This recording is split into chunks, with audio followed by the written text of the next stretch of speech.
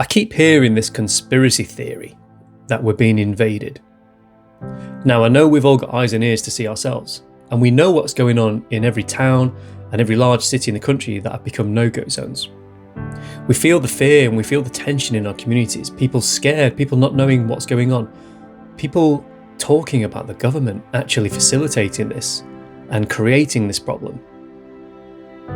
But we get told by the left-wing media, by the government, and by other organisations that this is just a conspiracy theory. This is a far-right tool or tactic to sow fear and hatred and division amongst minority communities. But again, we have eyes and ears. So, if we're not being invaded, when was the last time we were invaded? Now, if we cast our minds back to school, we'll probably think it's the Norman Conquest of 1066. But have a look at this image. So in 1066, around about 600 enemy boats landed in Dover, carrying about 7,000 men. Now that is a really sizable invasion force, a formidable force by anybody's metric. But you fast forward to 2020, up until present day, and we've had between 2,000 and 3,000 small boat crossings in that period, carrying around about 200,000 men. Now this figure is probably an underestimate because many come at night and many aren't documented. Now these men come from religions, cultures and countries that simply aren't compatible with our way of life. With just yesterday the Home Office having to produce leaflets that they probably can't read, explaining to migrants why it's not okay to rape our women and children. It's not just the women and children who are at risk of rape. Just last week, a man outside a church who fell asleep on a bench was raped by an Eritrean migrant.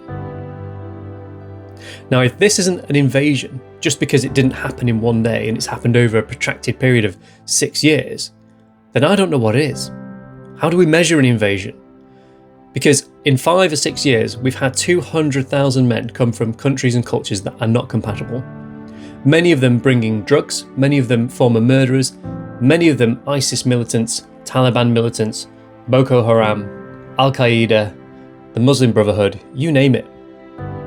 And our government, Andy Burnham, Keir Starmer, the Labour government have facilitated this. It was no better under the Conservatives, who allowed this to go on for years without challenging it. We seem to be completely inept. For some reason, we can't employ the Navy to do their job. We can't have soldiers patrolling the coast for reasons I don't understand. I for sure know that a Restore Britain government would do that. So where's it all going? We're now opening safe and legal routes for illegal people. How can an illegal person use a legal route? Because that's a part of the master plan. Some of these contracts going out to military barracks and to HMOs are for 10 years, with some saying that the contracts are going to last up to 2039, that the migrant wave isn't stopping.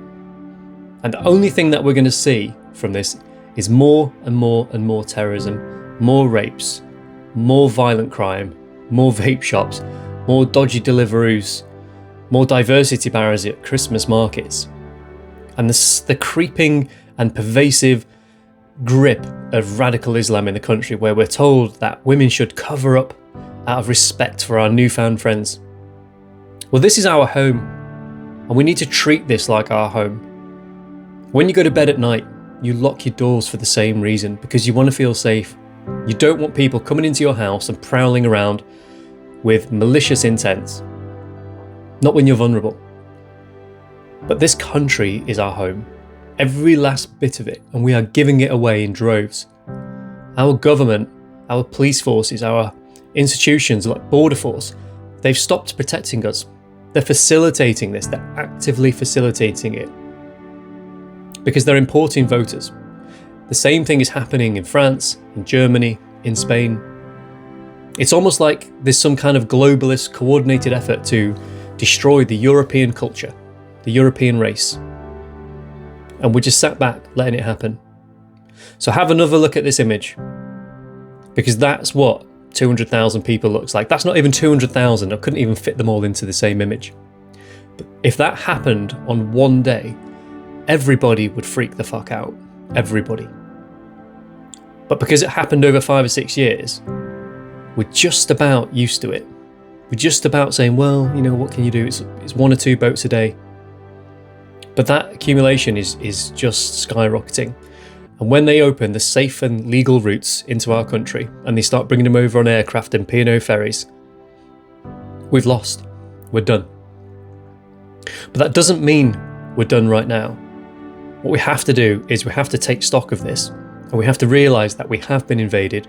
Whether the government and the left-wing media believe it or not, I know they absolutely believe it. It's whether they admit it or not. We have been invaded, and we need to start acting like we've been invaded. So how do we act on it? How do we act on the idea that we're being invaded, or the proof, the evidence that we're being invaded? Because we have eyes and ears, we see it. We need to do it peacefully. We need to be organised, we need to be methodical, and you need to have moral courage. Now, the radical left will go after you.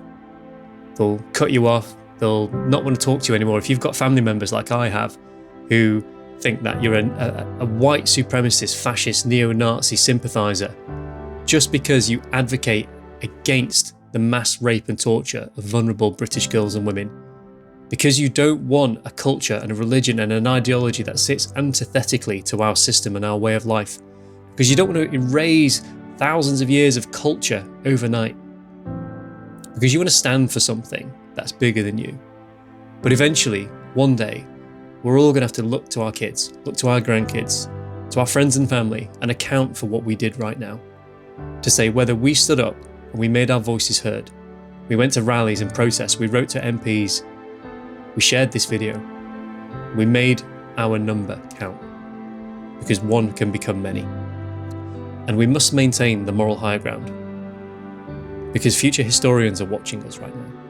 They're looking back to see how we handled this, whether we rolled over and we gave it all away, or whether we fought tooth and nail through diplomatic means. So don't worry if some screeching blue-haired nose-ring weirdo starts shouting fascist at you. It probably means you're doing the right thing. And keep doing the right thing and share this video and let people know the truth of their hearts, their eyes and their ears, that we are suffering an invasion and it is our government who are doing it. Take care. This is England. Don't ask why